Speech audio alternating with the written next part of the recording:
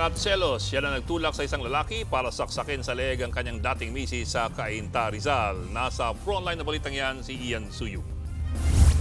Duguan at wala ng buhay ang isang ginang matapos saksakin ng kanyang mismong mister sa barangay San Isidro sa Rizal. Isang sugat sa leeg ang tumapos sa buhay ng 60 anyos na biktima. Ayon sa paunang ulat, hiwalay na raw ang biktima at ang kanyang asawa. Nagpunta raw ito sa lugar para bisitahin ang mga anak na nasa poder ng ama.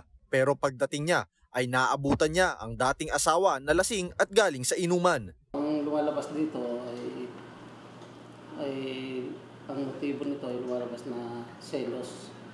So nung bago mangyari yun, yung pananaksak, itong suspect ay umuwing lasing. Ngayon kinukumpronta niya ngayon yung biktima hanggang sa nagtalo sila. Nakakita siya ng kutsilyo yung suspect. Sinaksak niya bigla sa biktima.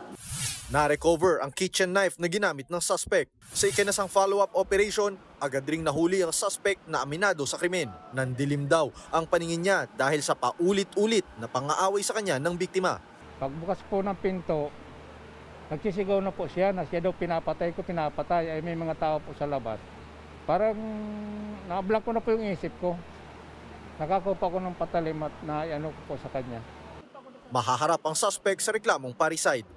Tumanggi ng magbigay ng pahayag ang mga kaanak ng biktima na kasalukuyang nakaburol. Nagbabalita mula sa frontline. Ian Suyu, News 5. Mga kapatid, Ed Lingaw po, maging maalam at may pakialam sa mga napapanahong balita sa ating bansa. Para sa mas malilimang pagtalakay at paghimay sa mga issue at headlines, mag-follow at mag-subscribe sa social media pages ng News 5.